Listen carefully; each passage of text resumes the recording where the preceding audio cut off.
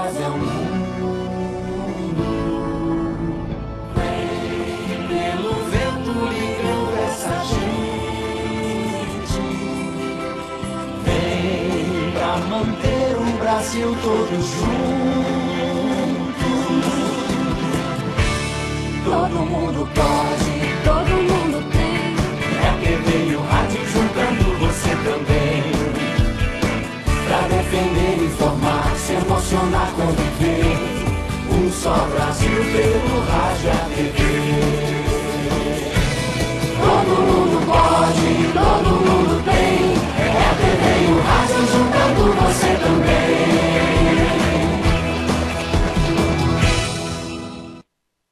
Boa tarde a todos os colegas radiodifusores do Estado do Paraná.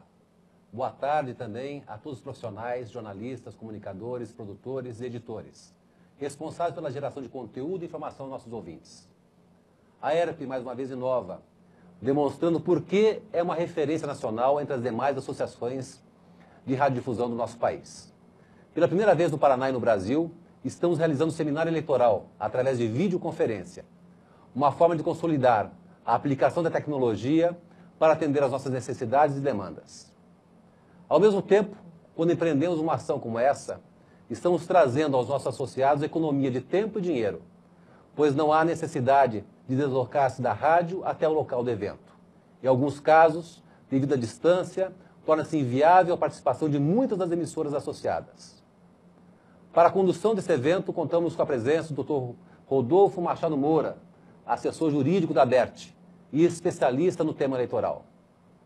Durante a exposição do Dr. Rodolfo, dúvidas ou quaisquer considerações que surgirem poderão ser enviadas através do próprio portal, que até o final do seminário serão lidas e esclarecidas.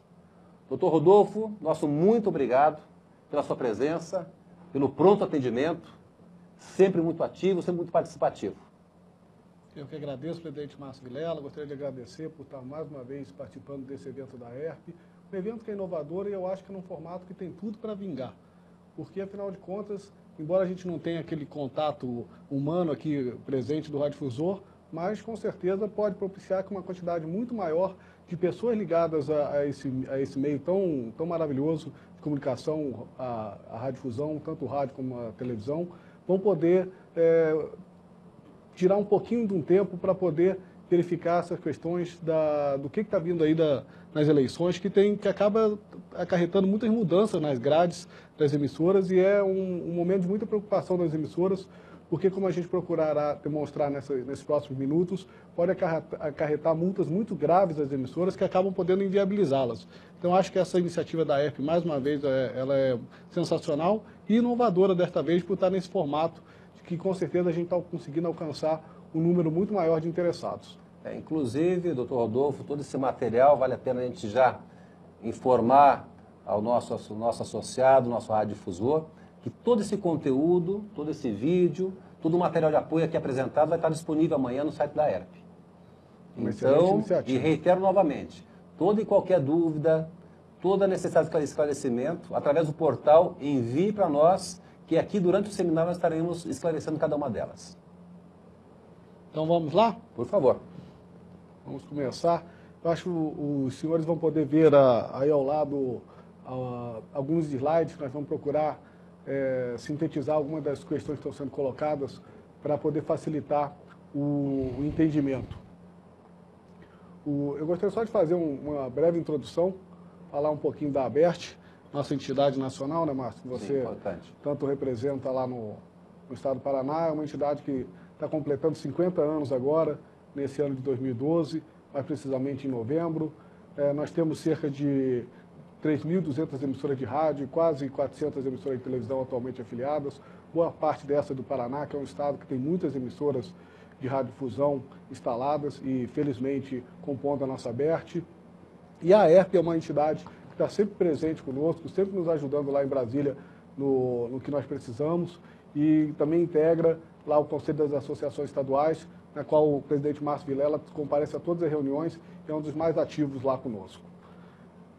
Agora, já entrando na questão das eleições, nós temos uma legislação correlata que eu trago só para ilustrar aí, são os principais diplomas legais que hoje implicam que o radiodifusor ou o comunicador deve ter conhecimento. É óbvio que é uma legislação muito ampla e, às vezes, muito com detalhismos jurídicos difíceis de serem compreendidos, mas é importante que, pelo menos, o comunicador ou o responsável pela emissora tenha acesso a essa legislação. Ela está disponível no site da ABERT, está disponível no site do TSE, ela é bem fácil de ser localizada, para, se tiver algum problema, poder recorrer e entender o que está acontecendo e quais são as regras que devem ser seguidas. Nós vamos procurar traçar nesses próximos minutos aqui com vocês essas principais temáticas que devem ser abordadas, que devem ser tomadas em conta quando se leva a programação ao ar. Então, até aproveitando aí, doutor Rodolfo, na semana passada, nós da EP já disponibilizamos também a cartilha eleitoral. Então, também é somente entrar no nosso site e lá você pode fazer o download da cartilha eleitoral, que já contempla todas essas leis, essas resoluções que o doutor Rodolfo falou. Doutor Rodolfo, nós estamos falando agora para 130 emissoras de rádio do estado do Paraná. E já temos pergunta, inclusive, para nos questionando. O senhor quer começar a sequência ou quer responder o primeiro radiodifusor? Eu acho que a gente pode tentar entrar para ver depois se essa pergunta não vai ser respondida lá no momento, né? Que número excelente, hein? Bom. E aliás, eu já tive a oportunidade de ver essa cartilha da ERP. Ela realmente está muito bem produzida, ela aborda todas as principais questões, que inclusive nós vamos tentar trazer algumas aqui. E acho que é importante que o radiodifusor, o responsável pela emissora, possa imprimi-la e antes de dormir, dar uma leitura rapidinha dela lá quando põe a cabeça no travesseiro, porque é interessante, é importante conhecer, porque eu volto a frisar, as possíveis penalidades que as emissoras estão sujeitas nesse período são muito graves, podem inclusive inviabilizar uma emissora. Nosso objetivo, e eu acho que o das emissoras de radiodifusão nesse período, elas têm que tomar em conta que é o seguinte: informar o cidadão sem pender para o proselitismo político. Ou seja, o papel da emissora, seja de rádio ou de televisão, é fundamental nesse momento, até porque a grande maioria da população brasileira só tem acesso aos candidatos e aos seus programas através das emissoras de rádio e televisão.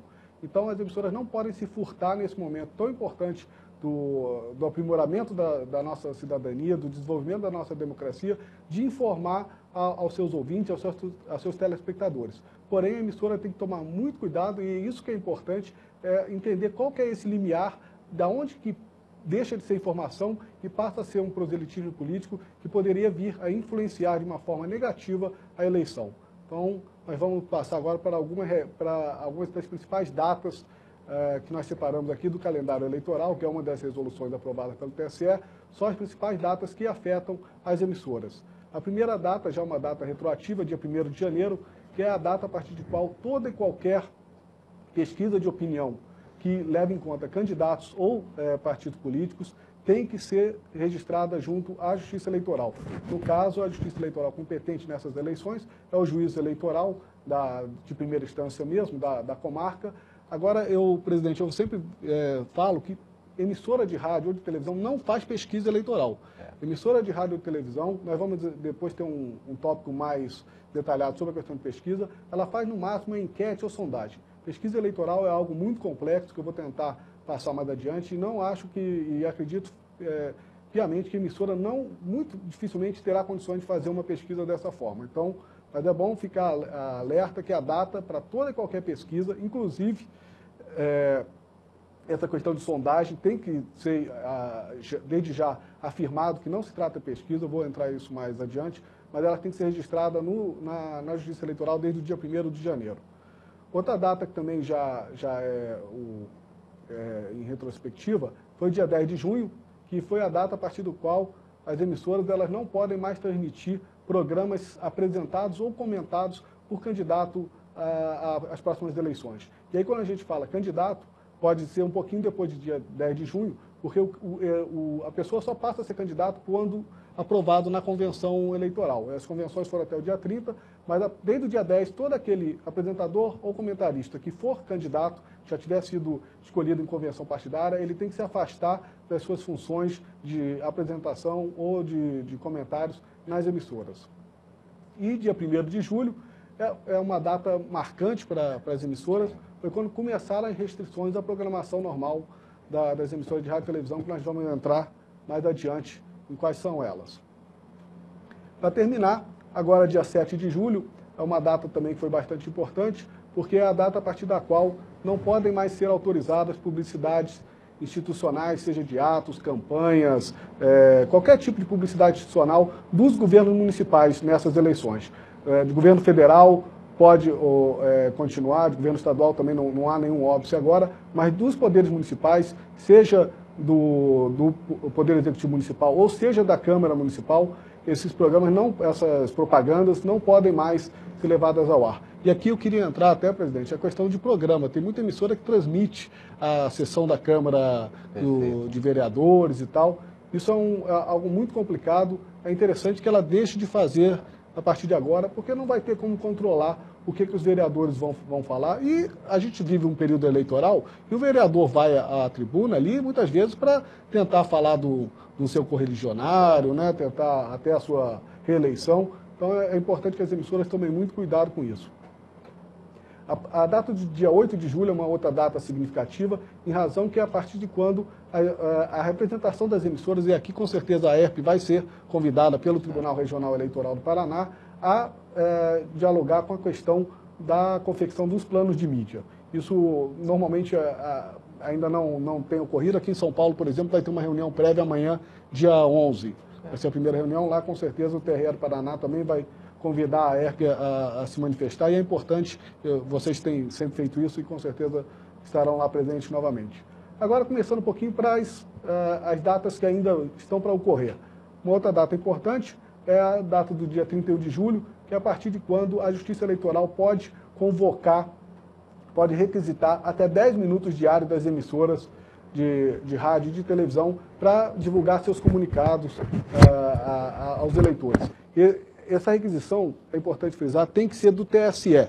O TSE normalmente convoca. E ele pode, sim, passar algum desses minutos para os tribunais regionais eleitorais estaduais ou até para os juízes de primeira instância. Mas é muito raro. Normalmente o TSE faz a campanha da Justiça Eleitoral como um todo e acaba ocupando esse espaço todo. E é apenas o TSE que tem a possibilidade de fazer essa requisição. Ele pode até ceder para outras instâncias, mas a requisição tem que ser do TSE. O juiz eleitoral não tem a competência para requisitar esse tempo às emissoras. Esse dia 8 de agosto é um dia também relevante, eu gostaria de chamar a atenção, porque as emissoras, se quiserem